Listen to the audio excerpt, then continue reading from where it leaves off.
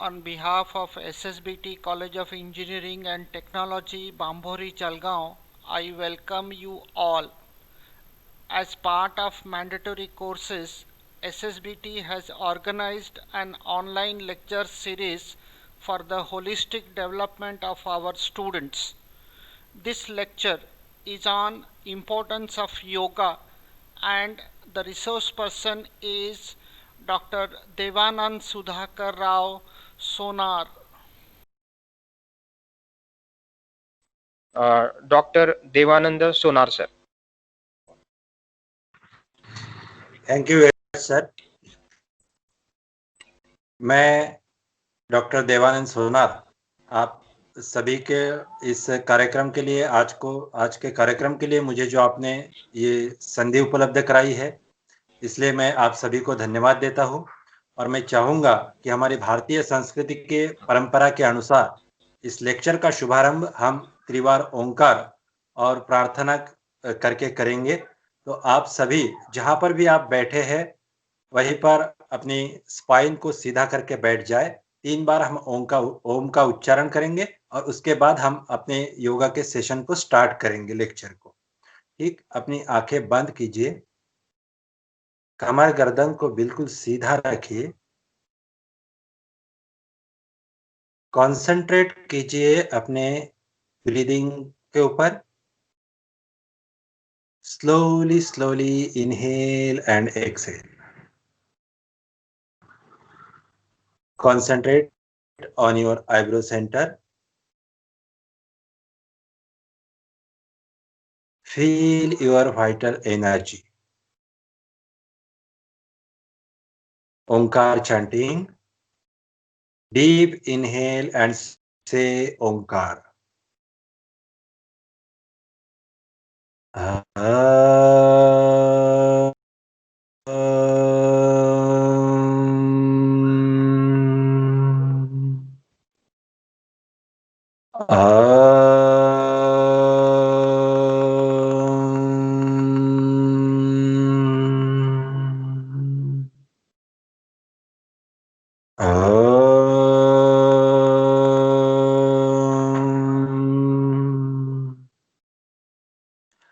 ओंकार बिंदु संयुक्तम नित्यं ध्यायन्ति योगिनः कामदं मोक्षदं चैव ओंकाराय नमो नमः। ओंकाराय नमो नमः। गुरुर्ब्रह्मा गुरुर्विष्णु गुरुर्देवो महेश्वरा गुरु साक्षात् परब्रह्म तस्मै श्री गुरवे नमः। धीरे धीरे अपने दोनों हाथों को अपनी आंखों के ऊपर रखिए। हथेलियों के अंदर ही धीरे से अपनी आंखें खोलिए। हरिओम। परम पूजनीय श्री गुरुदेव, चराचर जगत में अदृश्य रूप से वास करने वाली गुरुदेव शक्ति, respected principal sir, all of the staff members and dear students, आज हम जिस विषय को लेकर मैं आपके सामने प्रस्तुत हूं, हमारे शारीरिक और मानसिक स्वास्थ्य के लिए योग की क्या उपादेयता है, साथ ही साथ जो योग का मूल ग्रंथ है पतंजलि योग सूत्र, इस ग्रंथ के ऊपर हम कुछ प्रकाश डालेंगे और बात करेंगे हम फिजिकल और मेंटल हेल्थ की, जो योग से माध्यम से प्राप्त कराई जा सकती है। वास्तविक रूप से अगर देखा जाए तो योग का अर्थ होता है जोड़ना।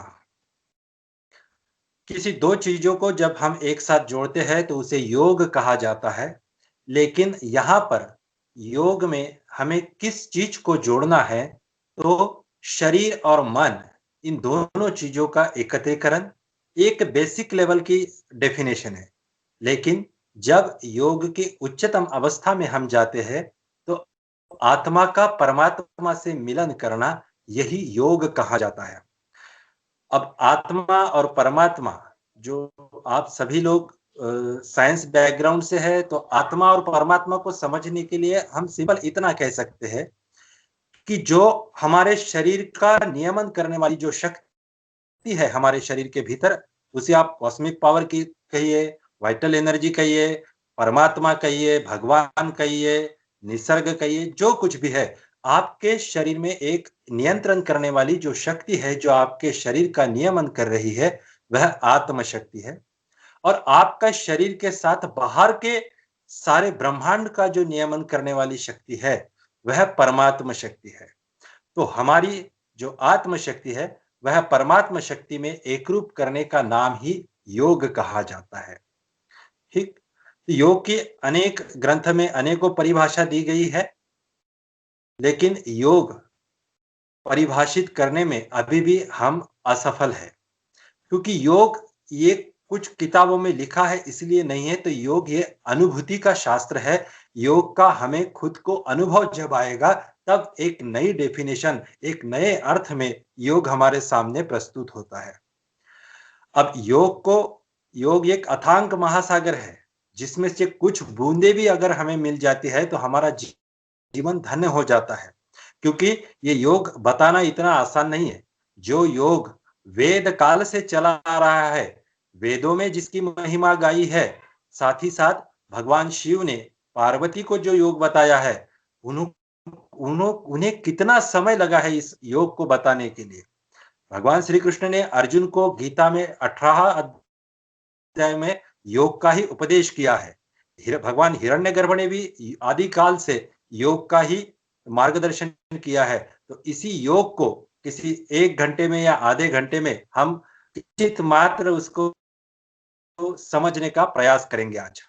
Yoga for physical and mental health. अब अगर हम योग के बारे में बात करते हैं, तो योग आजकल आधुनिक परिवेश में जो योग है, वो लोगों को खाली इतना ही पता है कि मेरा वजन बढ़ गया है, मुझे मोटापा हो रहा है, तो मुझे योग की तरफ बढ़ना चाहिए, मुझे आसन करने चाहिए, मुझे सूर्य नमस्कार करने चाहिए। ज्यादा से ज्यादा जो लोग बहुत ज्यादा मानसिक विकारों से या कुछ और विकारों से ग्रसित है, वो लोग ये जानते हैं कि मुझे प्राणायाम करने से बेनिफिट मिलेगा, मुझे मेडिटेशन करने से बेनिफिट मिलेगा। ये बात भी सही है, लेकिन योग को केवल आसन और प्राणायाम तक सीमित करना यह बिल्कुल अच्छी बात नहीं है। क्योंकि आसन और प्राणायाम से शरीर और मन का स्वास्थ्य रखा जाता है, लेकिन योग का ये उद्देश्य कदापि नहीं है। योग का उद्देश्य यह नहीं है कि आपको डायबिटीज है तो डायबिटीज को कंट्रोल किया जाए। योग का उद्देश्य यह भी नहीं है कि आपको कोई मानसिक बीमारी है या अनिद्रा जैसी बीमारी आपको है, तो योग और आसन के माध्यम से आप उस बीमारी को शांत कर दे और योग के उद्देश्य में आप सफल हो जाए।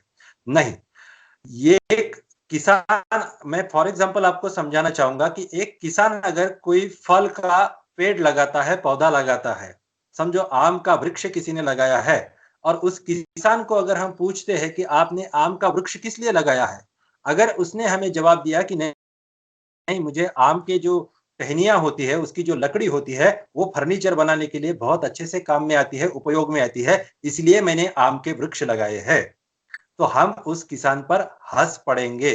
क्योंकि आम के वृक्ष को मीठे मीठे आम्र के फल भी आते हैं, तो उसका उपयोग भी हमें करना चाहिए।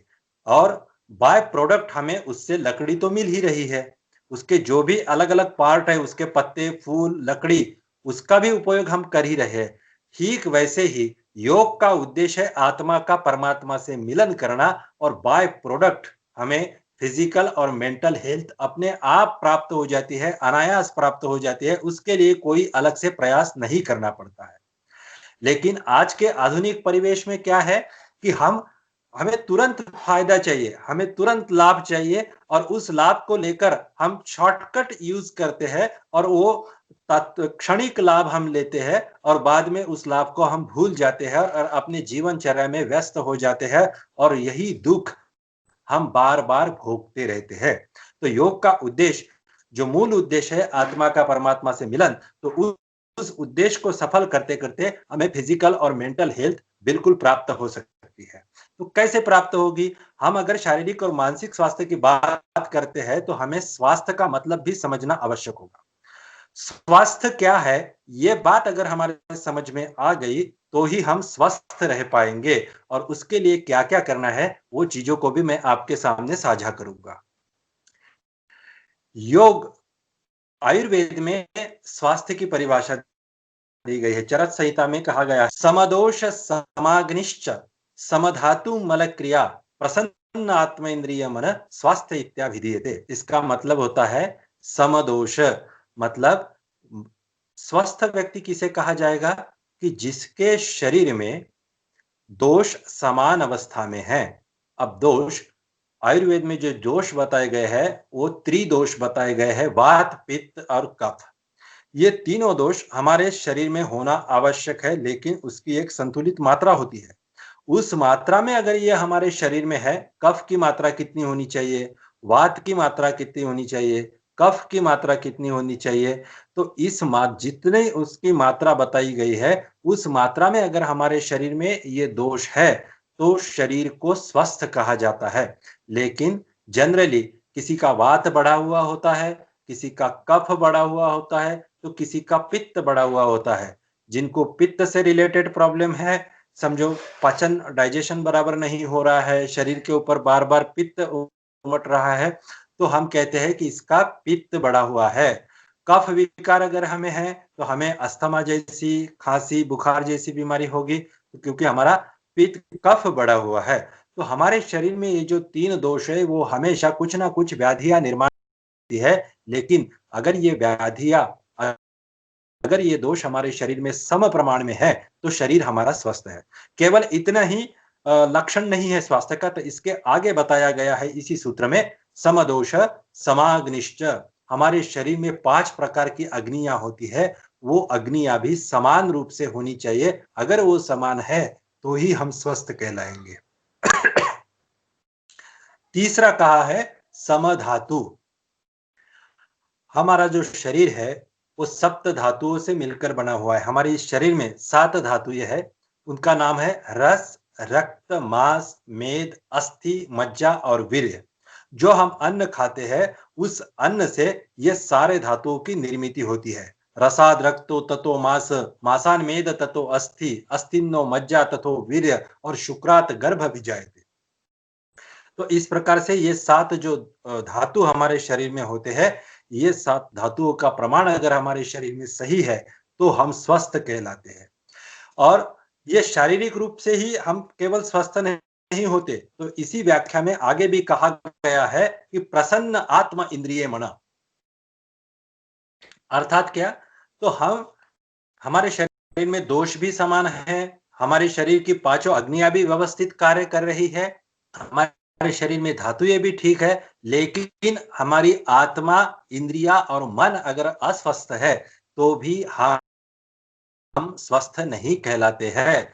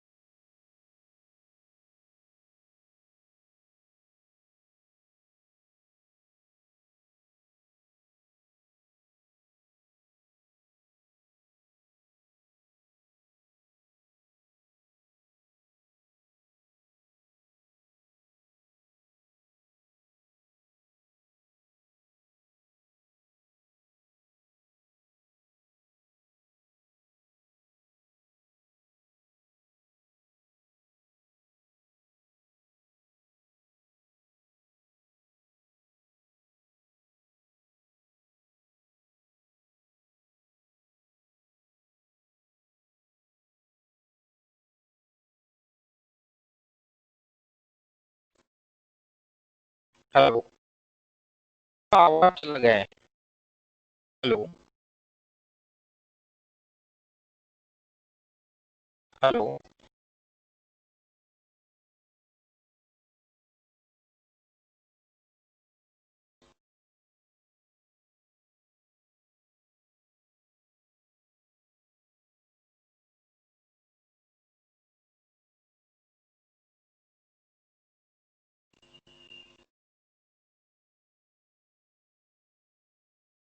हेलो। चौथा है विज्ञानमय कोश और पांचवा है आनंदमय कोश। और उसके बाद में उसके भीतर जो है वह है आत्म तत्व। तो हमें परमात्मा से लेकर आत्मा तक की यात्रा अगर सफल करनी है, हमारे स्वस्वरूप को अगर जानना है, हमें स्व में अगर तिष्ठित होना है, तो हमें पांचों की यात्रा करनी पड़ेगी और इन पांचों कोशों को स्वस्थ करना पड़ेगा, तभी हम स्वास्थ्य को प्राप्त कर सकते हैं। पहला जो अन्नमय कोश है, तो अन्नमय कोश का अर्थ होता है अन्नमय।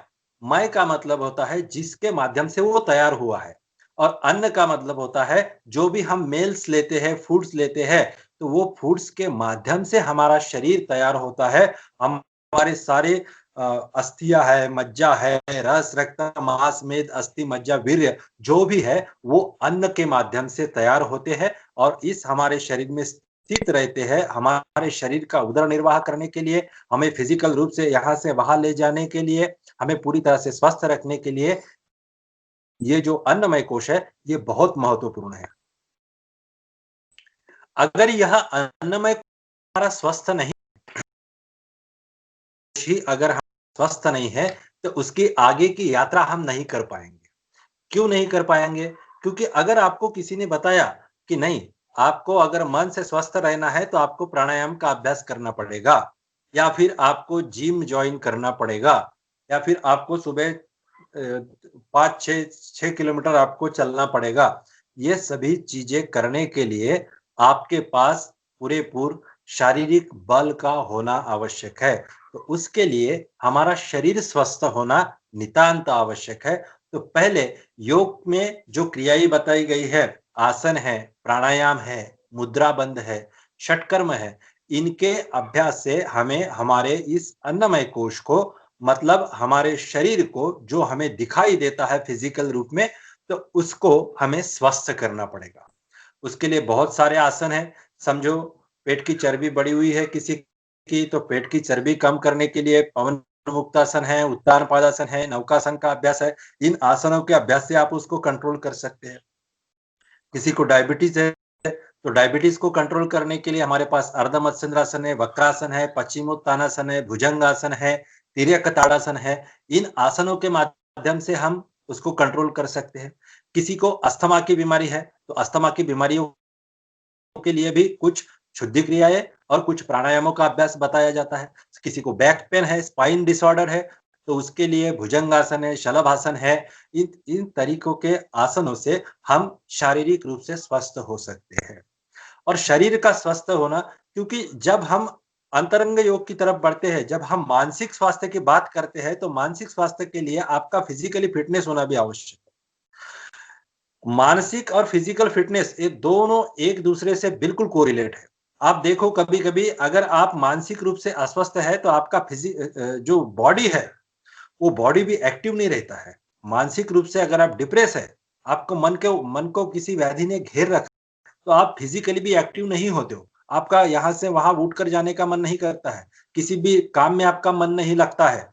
तो आपको क्या करना पड़ेगा? तो अपने मन को भी प्रसन्न रखना है, अपने शरीर को भी स्वस्थ रखना है। तो शरीर की व्याधि का मन के ऊपर प्रभाव पड़ता है और मन की व्याधि का शरीर के ऊपर प्रभाव पड़ता है। तो इन दोनों को स्वस्थ करने के लिए सबसे पहला है कि हाँ, हमारे अन्नमय कोश का शुद्धिकरण हमें करना चाहिए, और अन्नमय कोश के शुद्धिकरण के लिए हमें आसन, प्राणायाम, मुद्रा, बंध इनका उपयोग करना चाहिए। अब इस शारीरिक स्वास्थ्य में एक-एक बीमारी को अगर हम लेते हैं, तो बहुत ज़्यादा टाइम हमें लगेगा। एक्चुअली एक-एक डिसीज़ के ऊपर एक-एक लेक्चर हो सकता है। लेकिन हमारे पास समय की सीमा है और हमें सारे पॉइंट्स को कवर करना है, तो हम थोड़ा-थोड़ा आगे बढ़ेंगे। दूसरा हमारा जो आवरण है, जो पटल मैंने आपके साथ में बात कर रहा हूँ, पहला हमने अन्नमय कोश देखा, दूसरा होता है हमारा प्राणमय कोश। मतलब हमारा फिजिकली बाहर से अगर हमें स्वस्थ दिख रहा है, लेकिन अंदर हमारे कुछ गड़बड़ी है, तो वो प्राणमय कोश की वजह से होती है। प्राणमय कोश का मतलब होता है कि हमारे शरीर के भीतर आपको लगता है कि मैंने ऑक्सीजन को इनटेक किया और कार्बन डाइऑक्साइड को बाहर छोड़ा, लेकिन ऐसा नहीं होता है।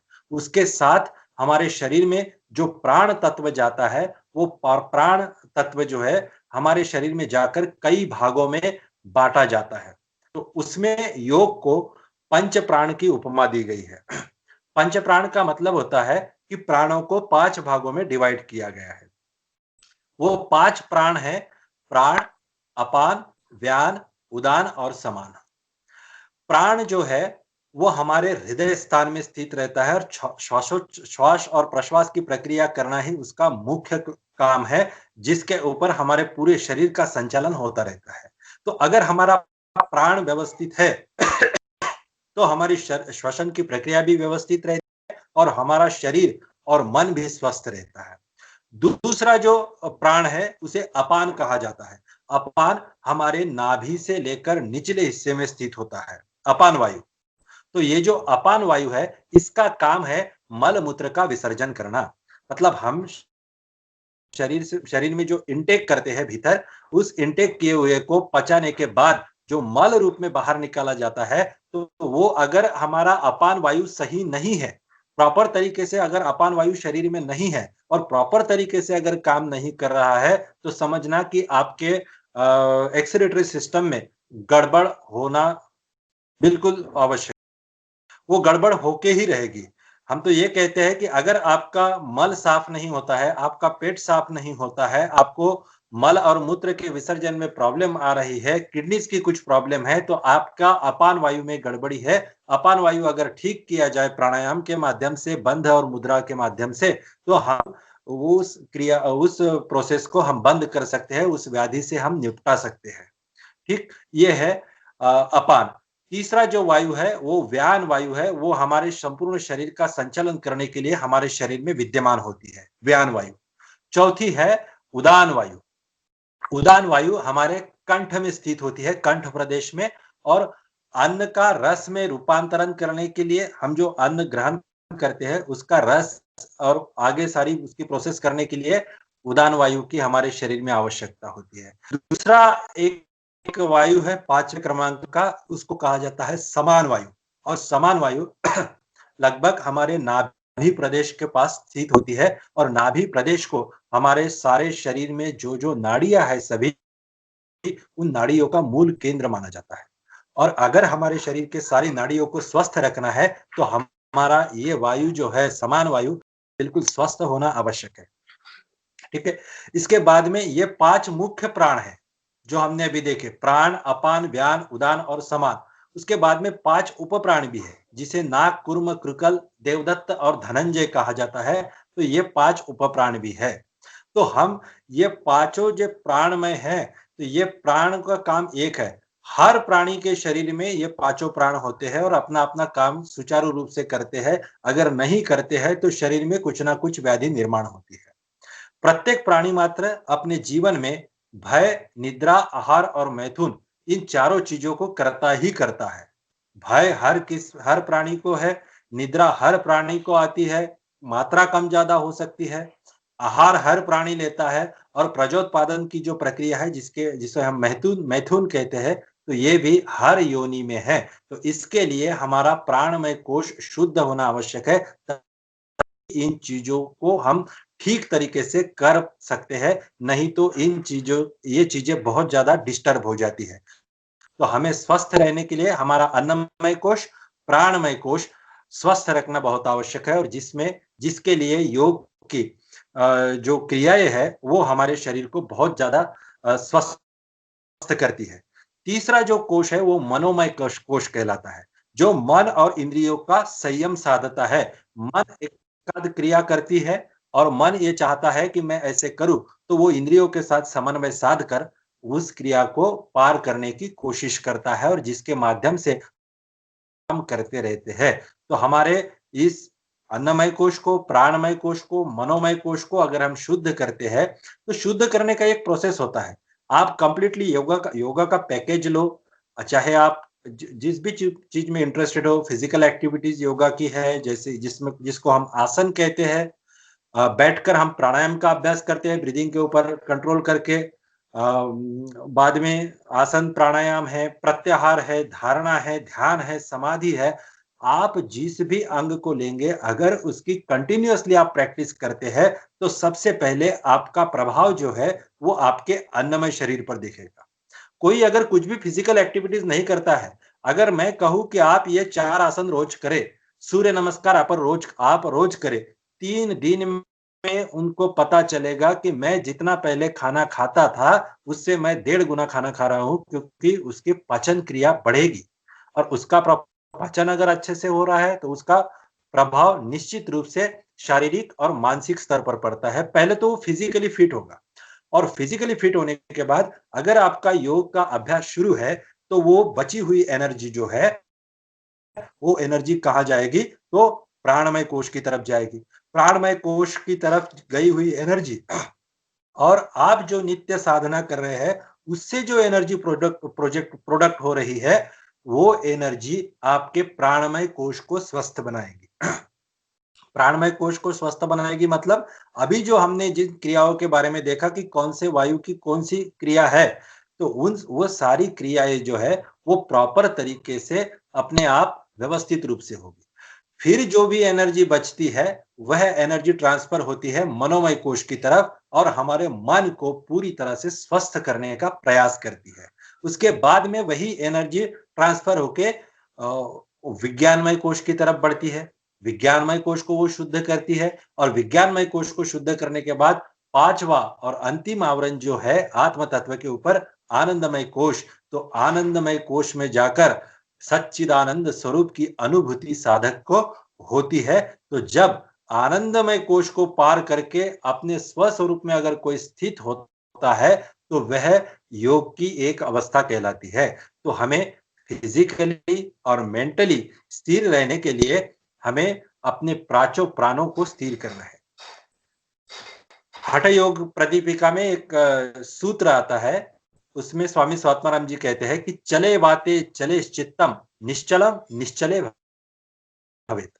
मतलब जब तक हमारे शरीर में वात चलता रहता है, तब तक हमारा मन अस्थिर रहता है, और जब हमारे शरीर में वात मतलब वायु शांत रहता है, तब हमारा चित्त भी शांत होता है।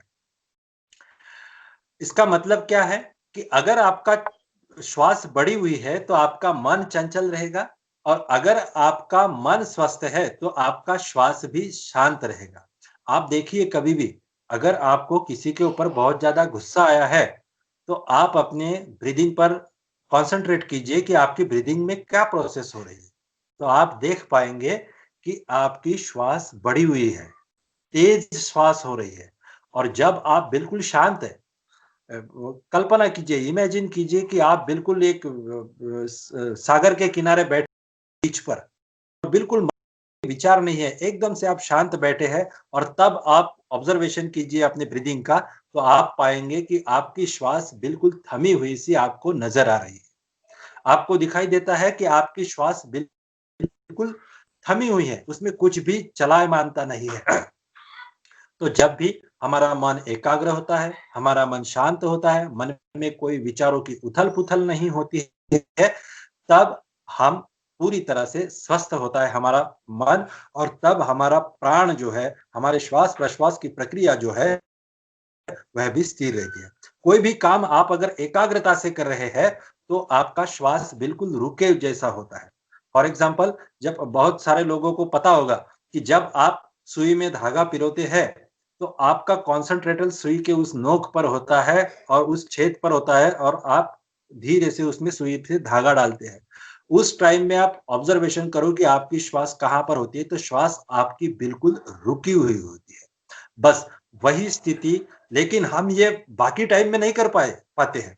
बाकी हम चौबीसों घंटों इस स्थिति में नहीं रह पाते हैं, क्योंकि हमारे मन में बाहर की जो वृत्तियां है, बाहर के जो विचार है, वह हमारे मन को विचलित कर देते हैं, और हम अस्वास्थ्य की तरफ जाते हैं। लेकिन जब हम कॉन्सेंट्रेट होते हैं, हम एकाग्र होते हैं, तब हमारी श्वास भी थमी हुई होती है। तो शारीरिक और मानसिक रूप से हमें स्वस्थ होना है, हमारा अन्नमय कोश हमें शुद्ध करना पड़ेगा और साथ ही साथ प्राणायाम के माध्यम से हमारे पांचों प्राणों को भी स्थिर करना पड़ेगा, तभी हम मानसिक रूप से स्वस्थ हो पाते हैं। महर्षि पतंजलि ने अपने पतंजलि योग सूत्र में कुछ उपाय बताए हैं मन को स्वस्थ करने के। उन उपायों को अगर देखा जाए तो एक-एक उपायों को बताने के लिए मुझे 1-1 घंटे का समय लग सकता है। लेकिन मैं बिल्कुल 5 से 7 मिनट में आपको उपाय बताऊँगा कि आपको अपने मन को, मुझे पता है, मैं इस बात से बिल्कुल एग्री हूँ कि आप में से किसी को भी समाधि की अवस्था को प्राप्त नहीं करना है। आप में से किसी को भी योग की उच्चतम अवस्था को प्राप्त नहीं करना है। लेकिन एक बात ये भी ध्यान में रखना कि मन और शरीर के स्वास्थ्य के बिना आप जो भी एजुकेशन ले रहे हैं या जो भी आपका टारगेट है जीवन में, उस टारगेट को भी आप प्राप्त नहीं कर सकेंगे। तो उस टारगेट को अगर आपको प्राप्त करना है, तो आपको फिजिकली और मेंटली बिल्कुल स्थिर होना है और उसके लिए योग के जैसा उच्चतम उपाय कोई नहीं है। तो आप इसी माध्यम से इसको सुने मेरे लेक्चर को कि आपको फिजिकली और मेंटली स्थिर होना है तो आपको क्या-क्या करना है। ठीक है? तो महर्षि पतंजलि ने जो पतंजलि योग सूत्र का ग्रंथ लिखा है, उसमें से पहले मैं आपको मानसिक स्वास्थ्य के लिए उन्होंने क्या-क्या उपाय बताए हैं, उन शॉर्ट में आपको सामने प्रस्तुत करूंगा और बाद में हम पतंजलि योग सूत्र ग्रंथ क्या है और उस वो क्यों जरूरी है उसके बारे में हम बात करेंगे। तो मानसिक स्वास्थ्य जो है, मानसिक स्वास्थ्य प्राप्त करने के लिए महर्षि पतंजलि ने 7-8 उपाय बताए हैं। उनमें से पहला उपाय उन्होंने बताया भावना चतुष्ट।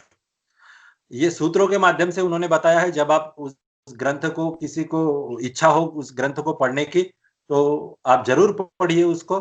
तो भावना चतुष्ट के लिए महर्षि पतंजलि कहते हैं कि मैत्री करुणा मुदितोपेक्षाणाम सुख दुख पुण्य अपुण्य विषयानाम भावना चित्त प्रसादनम।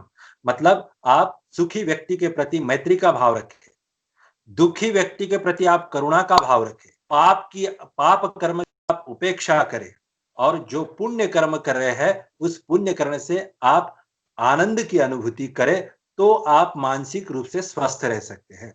अब इसका मतलब क्या? सुखी व्यक्ति के प्रति मैत्री का भाव रखे का मतलब क्या होता है कि आपके माध्यम से आप, अगर आपके साथ का कोई आपका मित्र है या आपका पड़ोसी है, अगर उसके पास कोई सुख चल कर आता है या उसको सुख की प्राप्ति होती है, तो आपके मन में उसके प्रति किंचित भी द्वेष भाव नहीं आना चाहिए, बल्कि उसके आनंद में आपने अपना आनंद मानना चाहिए। आप अगर 2 मित्र हैं, साथ-साथ पढ़ रहे हैं कई दिनों से, किसी को अगर परसेंटेज बहुत ज़्यादा मिल गए, किसी को अगर बहुत कम मिल गए, तो आप एक-दूसरे के ऊपर क्या होते जाते हैं, हावी हो जाते हैं और एक-दूसरे का भेदभाव करने लगते हैं। तो इस चीज़ को छोड़कर जो सुखी व्यक्ति है, जिसके पास सुख है, उसके प्रति आप मैत्री का भाव रखें। आजकल समाज में इसी भाव की बहुत कम है। दूसरे के पास सुख आ गई, अपना ही बीपी हाई हो जाता है। पड़ोसी ने अगर कार ले ली, तो मेरा बीपी हाई हो जाता है। क्यों? क्योंकि मेरे पास नहीं है, उनके पास है और वो मेरे किसी काम नहीं आएँगी, ये मुझे पता है, इसलिए मेरे पास दुःख की भावना आती है। अगर मैं ये सोचूँ कि मेरे पड़ोसी के पास कार है, उसने आज ही खरीदी है, लेकिन कभी मुझे काम पड़ा, कुछ काम से, तो मेरे भी काम आ सकती है, तो आप उसके लिए अपना ऐसा भाव अगर रखें, तो आप मानसिक रूप से स्वस्थ रह सकते हैं। दूसरों के सुख में दुःख मानने की प्रवृत्ति छोड़कर, दूसरे के सुख में सुख मानने की प्रवृत्ति को आपको अपनाना है।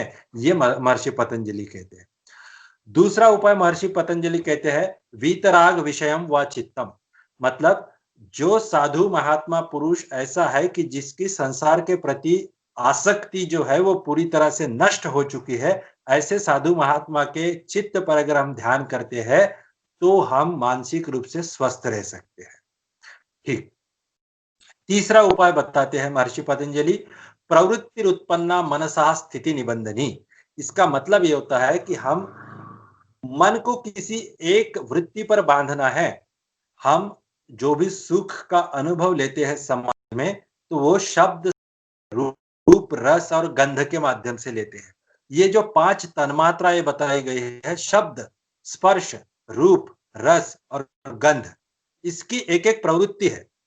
तो उस वृत्ति पर अगर हम मन को बांध कर रखते हैं, फॉर एग्जाम्पल मुझे कान को कोई म्यूजिक अच्छा लगता है, मुझे कोई पुराना सॉन्ग अच्छा लगता है या मुझे कोई भक्ति गीत बहुत अच्छा लगता है, कोई म्यूजिक का बहुत ज्यादा फैन हो, तो उसको पर्टिकुलर कोई राग बहुत अच्छा लगता है म्यूजिक का, तो अगर वह व्यक्ति किसी कारण से मानसिक रूप से व्याधिग्रस्त है और उसको उस टाइम में उसका पसंदीदा गाना या भक्ति गीत या फिर उसका पसंदीदा राग सुनाया जाए तो भी वह स्वस्थ हो सकता है। मुझे कोई चीज खाना बहुत पसंद है, समझो मुझे रसमलाई खाना बहुत अच्छी लगती है और मैं खा रहा हूँ रसमलाई, लेकिन मेरा ध्यान टीवी में है, मोबाइल में है तो मुझे उससे स्वास्थ्य प्राप्त नहीं होगा, मुझे खाली जीभ को थोड़ा-सा टेस्ट मिलेगा।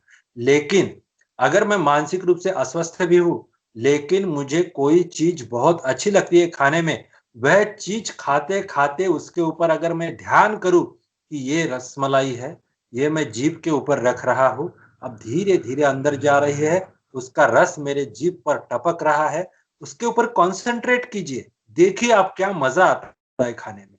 लेकिन आजकल हम खाते कैसे हैं, बाजू में मोबाइल में 10 प्रकार के ऐप चालू, चैटिंग चालू, बाजू में इधर लैपटॉप भी रखा हुआ है, किसी का फ़ोन भी आ रहा है, घर में टीवी भी चल रहा है और उसकी गड़बड़ में हम वो पसंदीदा खाना खाते हैं, तो ना हम उसके ऊपर कॉन्सन्ट्रेट कर पाते हैं, ना कुछ कर पाते हैं। लेकिन अगर वही चीज़ हम पूरे ध्यान से करेंगे, तो हमें उसी चीज़ से भी स्वास्थ्य की अनुभूति प्राप्त हो सकती है। अगला उपाय महर्षि पतंजलि कहते हैं, प्रच्छरधन विधानाभ्याम वा प्राणस्य, जो हमने पहले भी डिस्कस किया है कि हमारा जो प्राण शक्ति है, उस प्राण शक्ति को अगर हम भीतर हमारे शरीर के रोक कर रखते हैं या बाहर रोक कर रखते हैं, मतलब प्राण की शक्ति को हम बाहर या भीतर एक जगह पर स्थिर कर पाते हैं, प्राणायाम के माध्यम से हो, तो हम स्वस्थ हो सकते हैं। इसीलिए मानसिक स्वास्थ्य के लिए प्राणायाम बहुत ज़्यादा ज़रूरी बताए गए हैं। ठीक? उसका अगला उपाय महर्षि पतंजलि बोलते हैं, ईश्वर प्रणिधानाद्वा। ये सारे उपाय करना ज़रूरी नहीं है। महर्षि पतंजलि ने, मैं जो भी सूत्र आपको बता रहा हूँ, इस प्रत्येक सूत्र में वा शब्द आता है। वा का मतलब संस्कृत में होता है अथवा, और ये नहीं तो वो, इससे नहीं तो उससे करो, लेकिन मन को स्वस्थ जरूर करो। तो इस सूत्र में कहा गया है, अगर आप प्राण की धारणा नहीं कर सकते हैं, अगर आप प्रवृत्ति उत्पन्न नहीं कर सकते हैं, अगर आप भावना चतुष्ट भी नहीं कर सकते हैं, तो आपको क्या करना है, ईश्वर प्रणिधानाद्वा। जो कुछ भी हम कर्म करते हैं, वो सारे कर्म के फल सभी ईश्वर को समर्पित कर दे, ईश्वर के चरणों में, तो भी आप स्वस्थ हो सकते हैं। मतलब कोई दुख भी आया आपके ऊपर, तो आप ईश्वर को समर्पित कर दे, कोई सुख भी आया तो भी ईश्वर को समर्पित कर दे, तो ईश्वर को पूरी तरह से समर्पित होने से भी आपका दुख दूर हो सकता है, आप मानसिक रूप से पूरी तरह से स्वस्थ हो सकते हैं। उसके बाद में अगला उपाय बताते हैं महर्षि पतंजलि, स्वप्न निद्रा ज्ञानालंबनम वा। स्वप्न और निद्रा के माध्यम से भी आप स्वस्थ हो सकते हैं। सपने में अगर कोई अच्छा सपना आपको आता है और उस अच्छे सपने में आपने जो भी फील किया, वो जागृत अवस्था में अगर आपके उसके ऊपर मेडिटेशन करते हैं, तो आप मानसिक रूप से पूरी तरह से स्वस्थ हो सकते हैं। ये भी एक उपाय बताया गया है। और लास्ट वाला जो उपाय है, वो तो बहुत ही बढ़िया, सबके लिए आवश्यक उपाय बताया है। महर्षि पतंजलि कहते हैं कि ये कुछ भी आपको नहीं प्रॉपर तरीके से करना आ रहा हो, तो लास्ट उपाय यथा अभिमत ध्यानाद्वा। मतलब इसका मतलब ये होता है कि आपको जो भी चीज अच्छी लगती है, चाहे आपके माता पिता हो, चाहे आपके गुरु हो, आपके इष्ट देवता हो, आपकी पत्नी हो, आपकी प्रेयसी हो, जो कुछ भी है, उसके रूप पर आप ध्यान करें। वो भगवान श्री कृष्ण भी हो सकते हैं, वो भगवान बुद्ध भी हो सकते हैं, वो ईसा मसीहा भी हो सकते हैं, वो कोई भी हो सकते हैं। जो भी चीज आपको अच्छी लगती है, जिसके साथ समय बिताना आपको अच्छा लगता है, उनके ऊपर आप ध्यान कीजिए, तो भी आपका मन शांत हो सकता है। यथा अभिमत ध्यानात्मा, आपके अभिमत बुद्धि के अनुसार आप ध्यान करें, तो भी आप पूरी तरह से स्वस्थ हो सकते हैं। तो महर्षि पतंजलि ने पतंजलि योग सूत्र में शरीर और मन को स्वस्थ करने के लिए इस प्रकार के उपायों का वर्णन किया गया है। योग को पूरी तरह से डिफाइन वेद का, मैंने शुरू में ही आपको बताया कि योग जो है वो वेद काल से चला आ रहा है, वेदों में भी इसकी महिमा गाई गई है, लेकिन महर्षि पतंजलि ने इसको एक ग्रंथ में सूत्रबद्ध किया है। महर्षि पतंजलि ने पतंजलि योग सूत्र नाम का एक ग्रंथ लिखा और उस ग्रंथ में उन्होंने 4 चैप्टर लिखे जिसको पाद कहा जाता है, और उस 4 चैप्टर में उन्होंने टोटल 195 सूत्रों का वर्णन किया गया है। अब ये सूत्र जो है उन्होंने स्ट्रक्चर ऐसा रखा सूत्रों का, पतंजलि योग सूत्र का, कि पहला पाद उन्होंने लिखा समाधि पाद, दूसरा पाद उन्होंने लिखा साधना पाद, तीसरा पाद उन्होंने लिखा विभूति पाद और चौथा पाद उन्होंने लिखा कैवल्य पाद। समाधि पाद में उन्होंने क्या दिखाया, अब ये मैं शारीरिक और मानसिक स्वास्थ्य के लिए योग तो हमने देखा ही है अभी तक, लेकिन पतंजलि योग सूत्र के बारे में मैं आपको इसलिए बताना चाहता हूं कि आप जो भी आपके जीवन में लक्ष्य को प्राप्त करना चाहते हैं, तो उस जीवन के लक्ष्य को प्राप्त करने के लिए ये जीवन में एक बार इस पुस्तक को हाथ में लेके जरूर पढ़ लेना। पतंजलि योग सूत्र एक ऐसा महान ग्रंथ है, मैं बताऊं आपको क्यों क्यों पढ़ना चाहिए इस ग्रंथ को। फॉर एग्जाम्पल, आप सब लोग इंजीनियरिंग की पढ़ाई कर रहे हैं, पॉलिटेक्निक की पढ़ाई कर रहे हैं, आप सारी मशीनरीज पर काम करेंगे, आप जो भी काम करते हैं, या फॉर एग्जाम्पल आप इंजीनियर नहीं भी हो, तो कोई भी कॉमन पीपल अगर मार्केट से कोई वस्तु खरीद के लाता है इलेक्ट्रॉनिक, सिंपल कोई भी वस्तु अगर हम खरीद के लाते हैं तो उसके साथ एक मैनुअल जरूर आता है। हम पिछले कई दिनों के पहले 5 रुपए की एक सिम कार्ड मिलती थी और 5 रुपए के सिम कार्ड के साथ इतना बड़ा पन्ना लिखकर आता था कि इस सिम को एक्टिव कैसे कैसे करना है, एसएमएस कैसे भेजना है। 10,000 रुपए के मोबाइल के साथ भी मैनुअल आता है और 1500 रुपए का मोबाइल लिया तो भी उसके साथ मैनुअल आता है। सिंपल मिक्सर ग्राइंडर अगर हमने घर में लिया तो भी उसके साथ मैनुअल जरूर आता है। मतलब 5 रुपए से लेकर 50 लाख रुपए तक की कोई भी वस्तु अगर आप इलेक्ट्रॉनिक खरीदते हैं तो उसके साथ उसका मैनुअल कार्ड जरूर आता है कि इस चीज के फंक्शन को कैसे एक्टिव करना है, ये वस्तु कैसे कैसे आपको लाभदायक हो सकती है, इसके सारे फंक्शन को कैसे यूज करना होता है। ठीक है, लेकिन अब इतना बड़ा शरीर भगवान ने दिया है जिसमें मन बुद्धि चित्त 5 ज्ञानेंद्रिया 5 कर्मेंद्रिया सप्त धातु त्रिदोष, ये सारी चीजें इनबिल्ट है। आंखें है, कान है, नाक है, सब है। एक एक आंख का अलग अलग डॉक्टर है, कान की नाक की सब अलग अलग प्रकार के डॉक्टर्स है, लेकिन इसके जो फंक्शन है, इस फंक्शन को कैसे हम पूरी तरह से एक्टिव करें, इसके बारे में कोई मैनुअल उसके साथ नहीं आया है। फॉर एग्जाम्पल, ये डॉक्टर देवानंद सोनार नाम की एक पर्सन है, इसको अगर आप ऐसे ऐसे करो तो इसका ऐसा ऐसा उपयोग आप ले सकते हैं, ऐसा कोई मैनुअल मेरे साथ नहीं आया है, आप किसी के भी साथ नहीं आया है। क्यों? क्योंकि ये मैनुअल रूप में हमारे जो ग्रंथ है भारतीय संस्कृति के, जिसको भगवत गीता बोलो आप, ये पतंजलि योग दर्शन ग्रंथ है, ये हमारे मानव जीवन को एक्टिवेट करने वाले सारे क्या है, मैनुअल है कि हम हमारी क्षमताओं का विकास कैसे करें, हमारे शरीर के भीतर जो जो भी क्षमताएं है कर्म करने की, उन कर्म क्षमताओं को हम कैसे विकसित करें। तो उसके लिए ये मैनुअल है कि आप अपनी जीवन में उच्चतम क्षमताओं का विकास कैसे कर सकते हैं, आपकी अंतिम स्थिति क्या हो सकती है।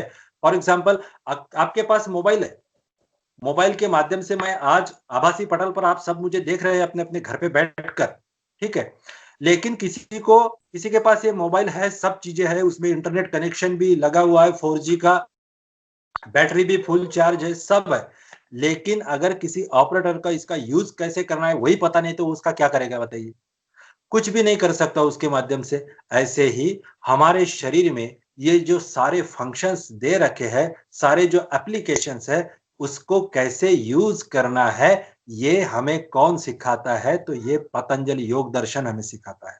इसीलिए इस सूत्र को सीखना बहुत आवश्यक है कि एक बार हम जीवन में इसे पढ़े कि इसको कैसे मेरे फंक्शन को कैसे एक्टिव करना है। समाधि पाद 4 चैप्टर की बात करेंगे संक्षेप में। पहला पाद बताया है समाधि पाद। समाधि पाद में मनुष्य जीवन का लक्ष्य क्या है, उसे जीवन में किस अवस्था को प्राप्त करना है, समाधि की कैसी-कैसी अवस्थाएँ होती है और उसको प्राप्त करने के लिए प्राप्त करने के बाद हमें क्या-क्या प्राप्ति होती है, इसका वर्णन इस समाधि पाद में किया है। दूसरा जो पाद है, वह साधना पाद है। तो ये साधना पाद जो है, तो ये साधना पाद में उन्होंने बताया कि आपको जो समाधि अवस्था प्राप्त करनी है, मनुष्य जीवन का अंतिम ध्येय, उस समाधि अवस्था को प्राप्त करने के लिए आपको कौन-कौन से मार्गों का अनुष्ठान करना है। उसमें उन्होंने अष्टांग योग बताए हैं, यम, नियम, आसन, प्राणायाम, धारणा, ध्यान और समाधि। तो इन 8 अंगों का पालन करके कि आप योग की अंतिम अवस्था, समाधि अवस्था को आप प्राप्त हो सकते हैं। तीसरा पाद उन्होंने बताया विभूति पाद।